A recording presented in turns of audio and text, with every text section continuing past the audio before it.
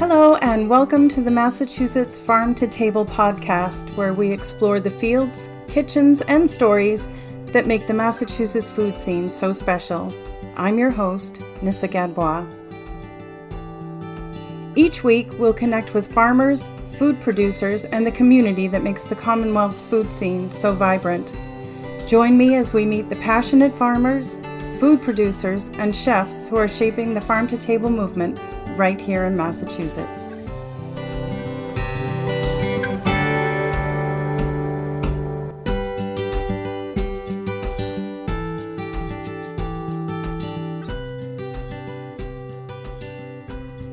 Hello and welcome back to the Massachusetts Farm to Table podcast. This is part 2 of my interview with Lindsey Baird from Oak and Ash Farm in Belchertown. If you missed part 1, go back and listen to that and then join me back here for part 2. Thanks for tuning in.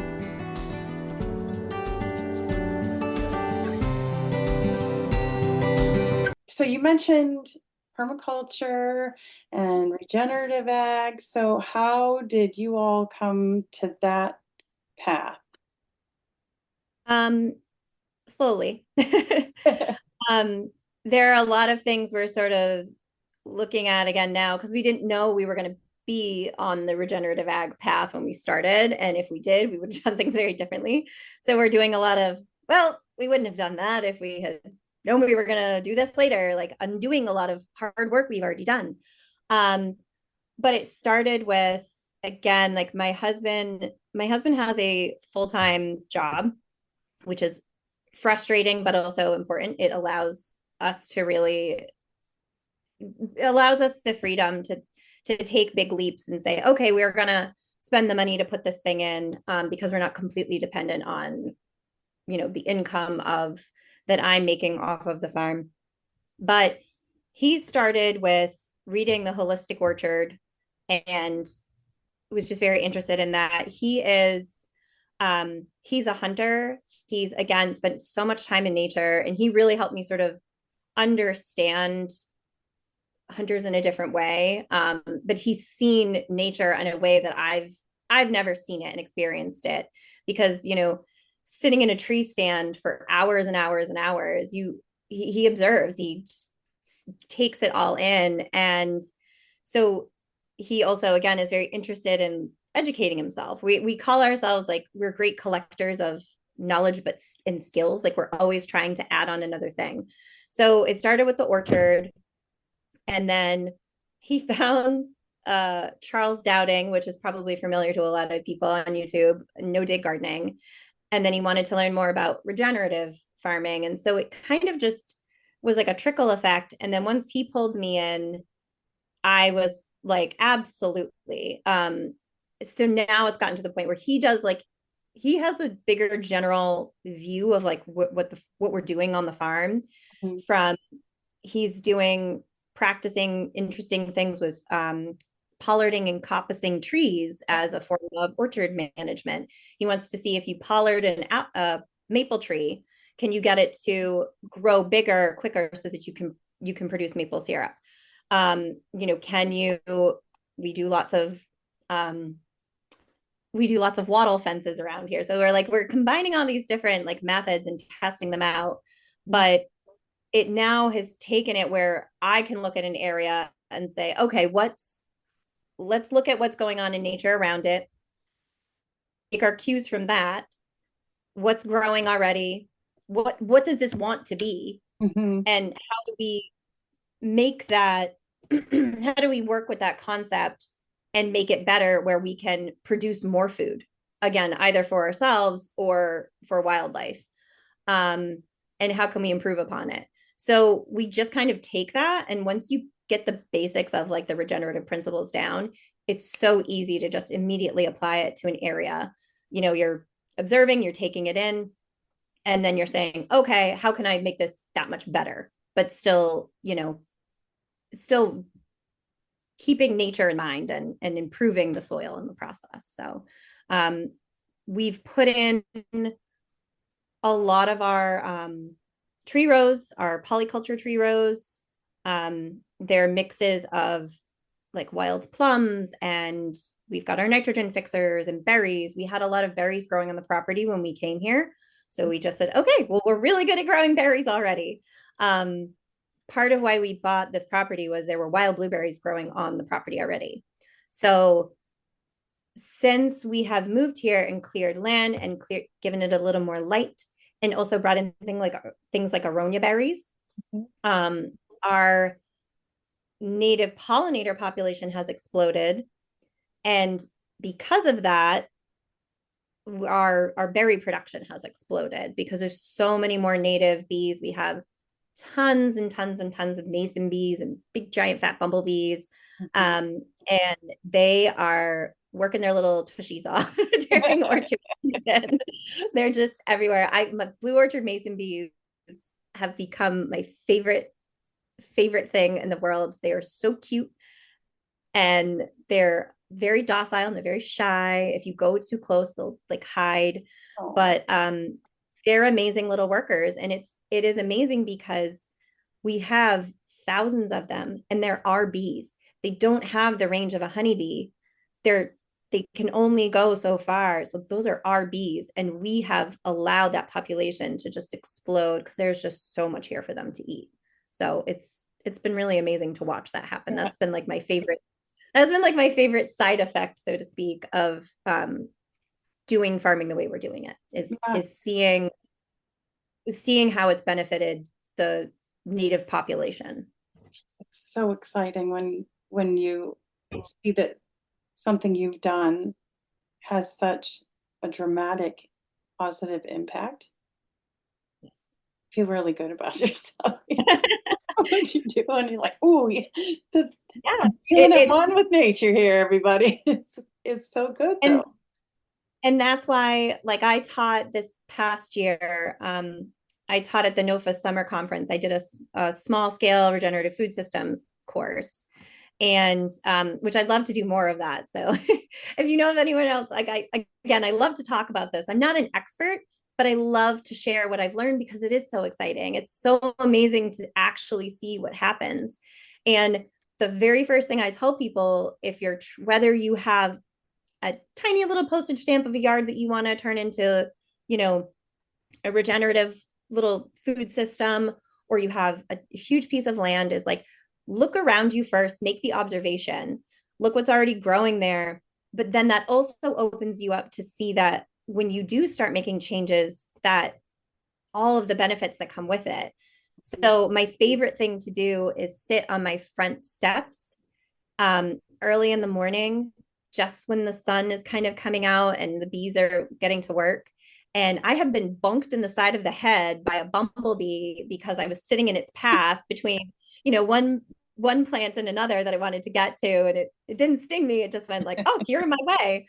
But watching all of the life around me, like goldfinches, just like absolutely explode, and bluebirds and robins, and just thousands and thousands of insects that are just so happy and just have so much food, and watching them pollinate is so wonderful. And then it ends up with things like last year, me pulling like 50 pounds of pole beans out of my three sisters planting up front because I was picking them and they just kept pollinating them in this tiny little area. I give them food, and so they reward me with food, and it's a really amazing thing to see. A nice relationship, right, to have with the animals in your system. And you don't really have to do much of anything. So much easier than taking care of goats. I always say goats are the ones. I know, never say never, but goats are like the bottom of my list They're on no I just can't do goats. That is one of the ones that I just do. Anything. So you said you're always learning new skills and doing new things, and you mentioned a cookbook that you're writing. What other new things are coming up for you on your farm? Well, the cookbook is actually written. It just needs to be published, which is very I'm actually going to be working on crowdfunding that, because my cookbook is I'm very proud of it. I worked with a local photographer who did amazing work on it. And it's called the New England Table, and it's about eating beautifully all season long. And I really did want to show people that, New England has such a rich history of food. A lot of that is I'd love to learn so much more about indigenous tribes and their farming methods and their cooking methods, because so much of what we have is, our food comes from them, and, a lot of that knowledge comes from them. But you can really eat really beautiful food even through the winter. And, I have like a whole ode to ugly vegetables in there. Things like celeriac and, things that go on, people don't really think about, but they're really great things. So I will be doing some crowdfunding for that because I would really love to get it out there. I'm very passionate about it. It has a lot of stories about the food and the recipes, where they came from. There's a recipe for down east baked beans, because my husband, again, grew up basically, spending his whole summer in down east Maine. And it uses a indigenous bean called Jacob's cattle beans in them instead of like a navy bean. I have been, over the last year, so we've done the last 2 years, we've done a small CSA. And with that CSA, I was producing sourdough bread, and I had so many people sort of beg me to make it available outside of the CSA. So I have my kitchen certified, and I do pop-ups and porch pickups for sourdough bread and products. And what's really great about that is I'm using local grains from Ground Up Grain in, they used to be in Hadley, but now they're in, I think, Chicopee, or Holyoke. And I love, it's so in sync with our model, because they are using, a lot of times they're working with farmers who are using grains they're using them as a cover crop. And so they're then taking that and turning it into, delicious local grain products. So I use their flour almost exclusively. Some things I need to go outside. So I have that, and I'm working on getting my state license for production for some of my sourdough products so that I can expand where I sell them. And I will be, excuse me, I will be at the Belchertown Farmers Market this year for the first time. This is the first time I've ever done a market. I really liked the CSA model because it's, I know when I pick something, it's going right in a box and it's going right into, on someone's table. But I will be doing markets this year, and teaching a lot of classes. Again, that's kind of my passion. And I love combining that, the food knowledge, culinary is my background, and the farming, and showing people really new and inventive ways to eat what I'm producing, and to also help them produce them too. Like, I am teaching a whole class on edible flowers. A lot of people don't know that you can eat a lot of flowers. Yeah. So they're beautiful, and then you can eat them. So I love to teach people how to use the things that I grow, but also how they can also use things that they grow that they may not know how to use. Because I do find that happens a lot. Somebody goes to start a farm or a garden, and they, plant 1,000 zucchini products, and they're like, well, I don't plants. And they're like, well, I don't like zucchini. You don't have to grow the traditional things. You can do something a little bit differently. And teaching people, we grow these aronia berries, and a lot of people don't even know what they are. So trying to help people think outside the box a little bit, with what they're eating. So I'm hoping to do a few more of those classes. We'll be doing our third round of meat birds this year. So, how many meat birds do you have right now? Well, they're coming this week. So we usually do 65 at a time.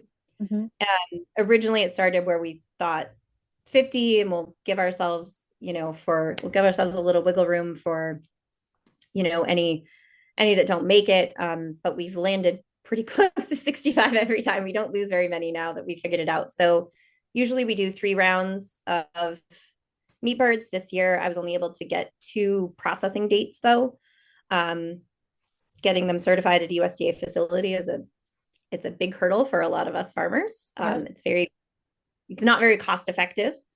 So I will be doing two, and then our third round will be just for us, and those will self-process. But everything that we sell, has to come through the USDA facility. So that gets tricky. It does. I think a lot of customers don't really realize how much of our pricing is based on somebody else's service that we need, or some input that we might need that we can produce ourselves.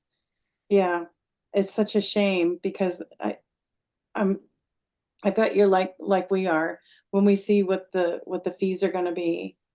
My first thought is always, oh my gosh, that's going to make it so expensive for folks to buy it. Is it going to put them off? And everybody's so tight as it is. I mean, I think especially since the pandemic, everybody's been just super, super tight, and you want to make sure you can make it affordable and available to folks too. Yeah, it's really been tough. I mean, we were talking about the rain last year impacting hay, and it's just the price of hay has exploded. If you need to buy it in, it's incredible. And last year there were issues with grain, so anybody who needed to bring in grain, there were things going wrong with the grain, and the grain was going way higher, and oh gosh, it's just. Well, there were, even just with ground up grain, I was getting my organic bread flour from them. And then I got an email saying, hey, look, the moisture content is coming out of the field with so much moisture that we can't grind it. And my margins are very tight. And I very rarely do I have, most people that are willing to pay the price know why. I'm not charging you $15 for a loaf of bread because I'm making $15. I cost me a lot more, especially where I'm using local grains. But I had issues where I would mix entire batches of dough, and it just wasn't absorbing the water, and I was ending up with these, just completely changes. So it just goes down the line. The problems go all the way down the line. So they ended up having to pull their organic bread flour because they said there's just too much moisture in the grain. And when we're grinding it, it's not viable basically anymore. And so, yeah, it's crazy how it goes. Although I will say, on some levels, I think the pandemic, although I do think people have forgotten this, and some of that is, you're right, it's tight for everybody. And I understand that. But it also showed people that we have these small local food systems in place. So when the big grocery store does not have milk, eggs, and bread, guess who does? Your local farmer has those things. You can still feed your family. And so I think it actually helps people discover, a lot of us, I have a farm down the road. I can just get eggs from them. This is amazing. Or, I can get my vegetables from them, or whatever it is. So it did sort of remind people that we're here, and you have to support us, or we are going to go away. I know several people who, if their spouses didn't work a full-time job, they can't, like, farming isn't a fully sustainable thing. So it can be a little frustrating when people sort of balk at the price of a chicken, and you go, well, that $10 chicken, rotisserie chicken that you bought from the grocery store, that's not a real price. And it's very hard to explain unless you can look at the big picture and say, again, you're buying a chicken that is probably from a very large farm, that is probably supplemented by the government because they can't make, their margins are tight. And the only reason they can survive is because they're going to need that supplementing from the government, so that you can buy that chicken for $10. That chicken did not cost $10 to raise. I can tell you it didn't, because I know what it costs to raise a chicken. Yeah. So it's like, my margins are super tight. And again, those prices in the grocery store, they're not real. So if you can explain to people why,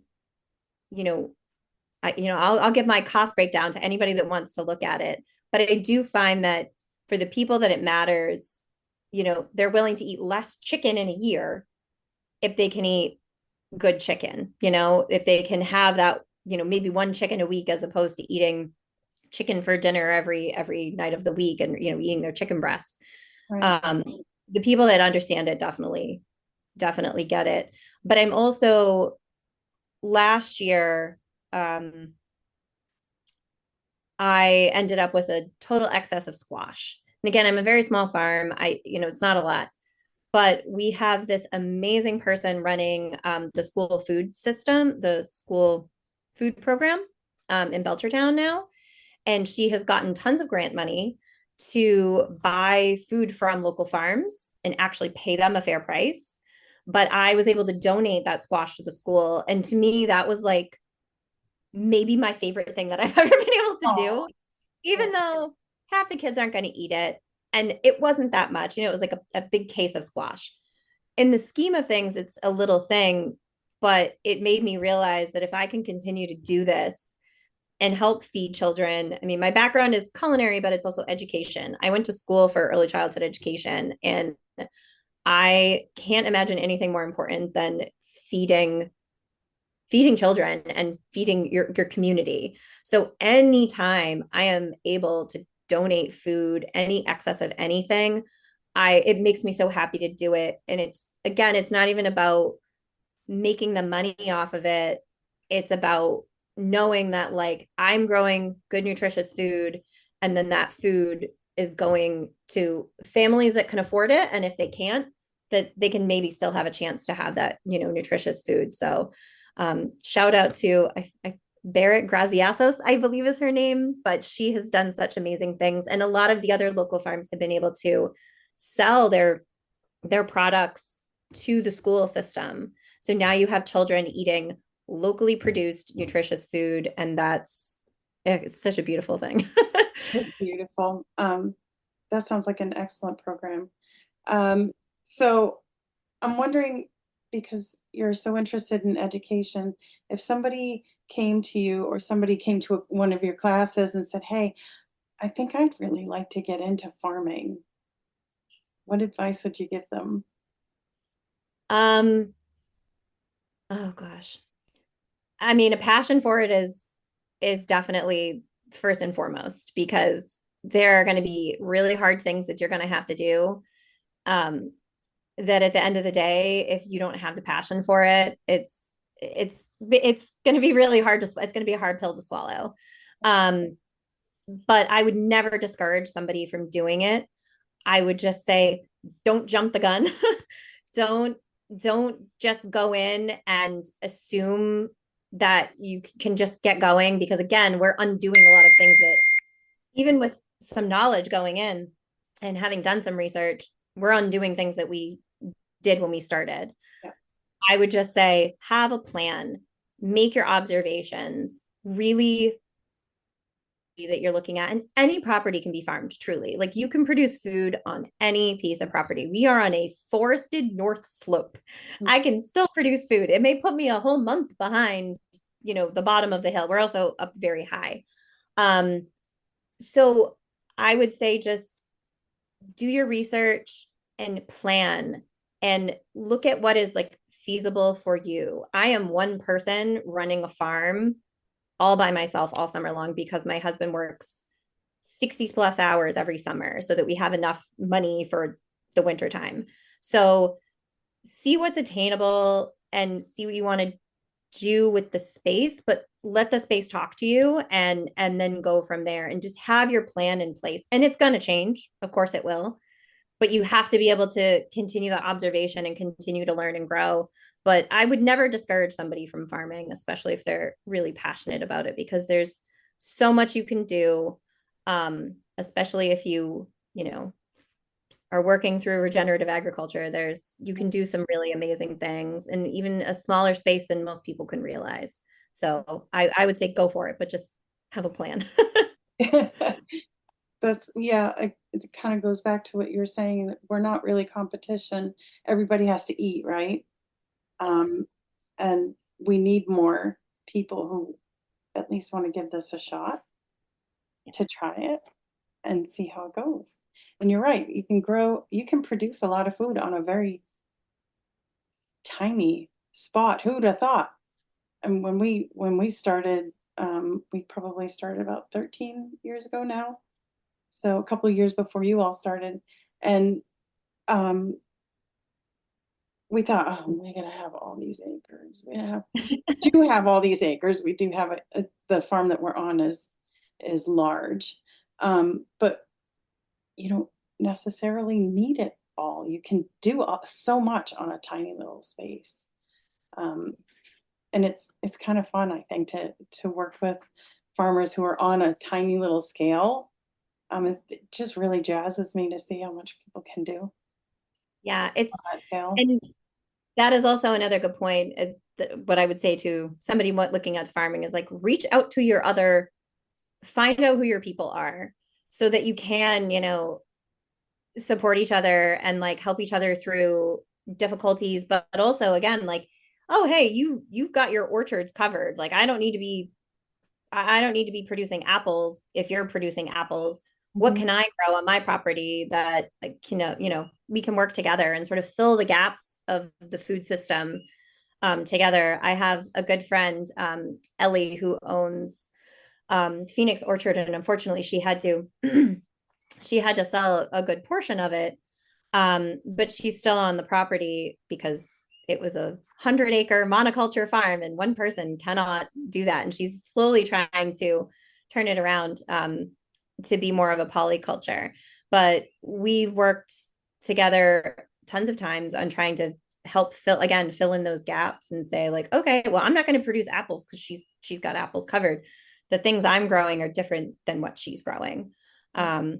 So I think that's also really helpful too, to have those other small farmers around you. And I'm not saying all old school farmers are bad. Some of them can be very progressive as well. It doesn't necessarily, for sure.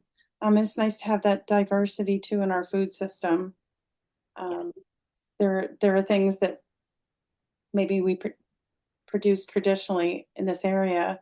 We could be also growing some other things or raising some other things that kind of not only fill the gap as far as varieties go, but start to fill the gap around the year. Things that grow outside of our traditional sort of whatever it is, 22, 24, 26 weeks, right? That we can still eat from for the rest of the year. So I have one last question for you. It's a fun one.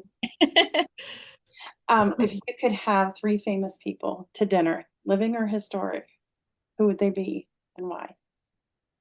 So I'm going to cheat a little bit, if that's allowed. My first is like 3 people who are like semi-famous, but they're from like now.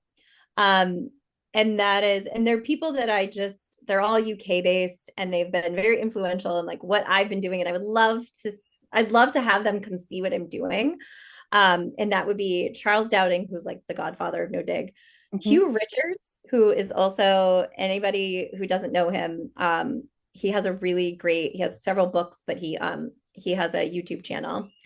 And Tanya Anderson from Lovely Greens, who I have like a virtual friendship with, and she just seems so lovely. She's on the Isle of Man, and she's very her videos are great for small scale food production, like self food production. So I would have them over. It would be very fun. And the second would be Theodore Roosevelt, which I know is kind of out there. He's problematic in some ways, but he's always been my most fascinating president because he was so committed to preservation, like land preservation. And I would just be really interested I guess you could sort of say George Washington would also probably be interested in what I was doing here because he loved to farm too. But Theodore Roosevelt has just always been such an interesting character to me. I would love to like sit down and have him to dinner. Yeah. And then this one is kind of out of left field. But I just heard a podcast about him. It's excuse me for my pronunciation, Nikolai Ivanovich Vovole. I cannot say it. He's Russian, but he was a Russian scientist who basically started the first food bank. And so he was studying plants and trying to like figure out which species could help feed the most people. And he just sounded like an amazing, interesting character. And if he didn't do what he did, we would not have a lot of the seeds that we have now, because he preserved so many of those seeds in that seed bank. So if nothing else, I would just love to say thank you and shake his hand and just kind of got chills. Give him my self-save seeds, because he's a really sort of like forgotten character in history, I think, but incredibly important. Like I can't think of anybody almost that's more important than him at this point. That's great. That's so much fun. Everybody should go learn about him, but I'm sorry, I don't. I'll put it down in the show notes so people can check all of those out, and maybe somebody will be inspired the way you were. Yeah, it's really amazing. I mean, if nothing else, it should inspire you to save seeds, because it's so important for preservation. Absolutely. Lindsey, it was so much fun talking to you today. Thanks so much for coming on. You as well. Thank you. This episode of the Massachusetts Farm to Table podcast is brought to you by Renaissance Farms Permaculture and the shop at Renaissance Farms. Please visit them online, and while you're there, sign up for the weekly newsletter and get 15% off your next order from the shop. Each edition of the newsletter includes farm news, articles, recipes, and updates on upcoming classes, courses, workshops, and special events. Subscribers also receive exclusive subscriber-only discounts each week. Links are in the show notes.